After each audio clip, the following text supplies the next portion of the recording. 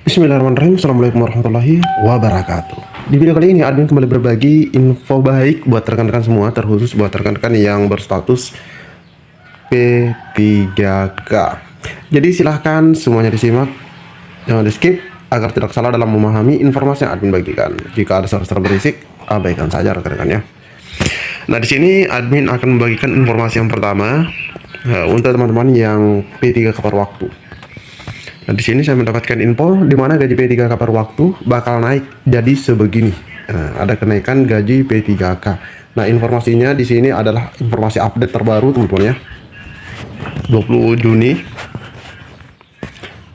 Gaji P3K per waktu di lingkungan pemerintah Kabupaten Tulungagung, Jawa Timur. Nah, mudah-mudahan bisa dikonfirmasi oleh teman-teman yang lagi menonton jika ada yang dari Jawa Timur, di mana untuk pemerintah daerah Kabupaten Tulungagung direncanakan untuk gaji P3K-nya itu dinaikkan.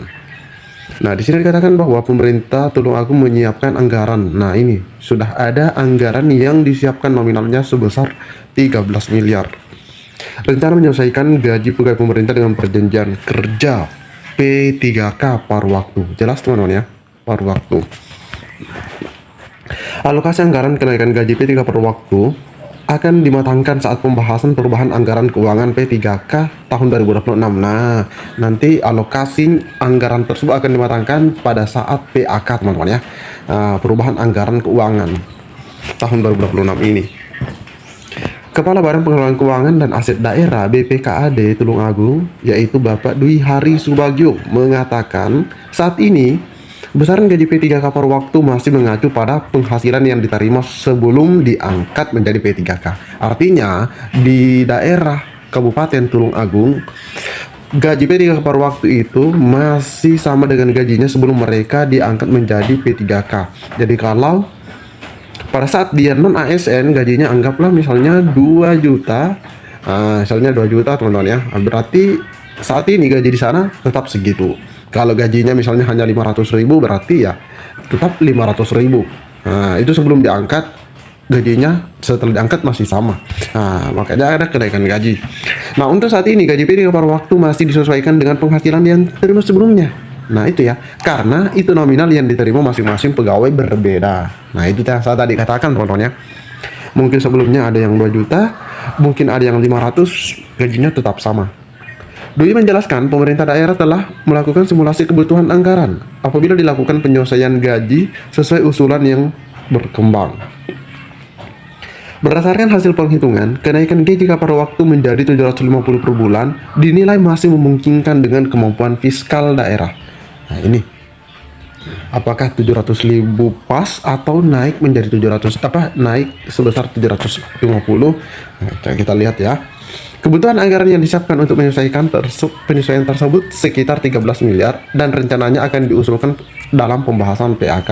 Nah, setidaknya ketika kita sudah mendapatkan informasi dari Pemda seperti ini teman-teman ya, kita sudah bisa menunggu gitu kan teman-teman ya, ketimbang tidak ada sama sekali. Nah, dia menjelaskan anggaran untuk pembayaran P3K per waktu ditempatkan pada pos belanja barang dan jasa yang nantinya akan disesuaikan melalui mekanisme perubahan anggaran. Oh, seperti itu. Dwi menambahkan tim anggaran pemerintah daerah telah membahas rencana tersebut. Nah, ternyata teman-teman ya, tim anggaran sudah membahas hal tersebut. Telah ya, berarti telah ya. Oke. Namun pelaksanaannya masih menunggu keputusan kepala daerah sesuai ketentuan yang berlaku. Oke.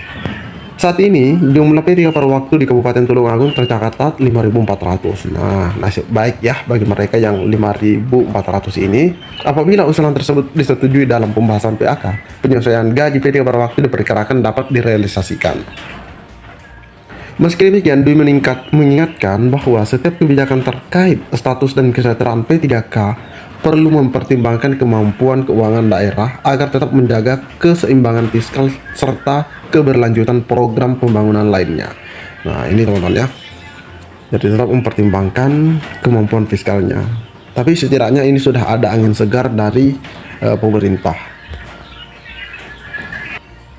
Nah, yang tidak kalah menarik teman-teman ya, masih pada media yang sama, inilah cara pemerintah daerah agar P3K bisa setara PNS. Nah, bisa setara PNS. Nah, coba kita lihat teman-teman ya. Pemerintah Kota Bengkulu, jadi sekarang dari pemerintah Bengkulu berupaya meningkatkan kesejahteraan pegawai dengan perjanjian kerja.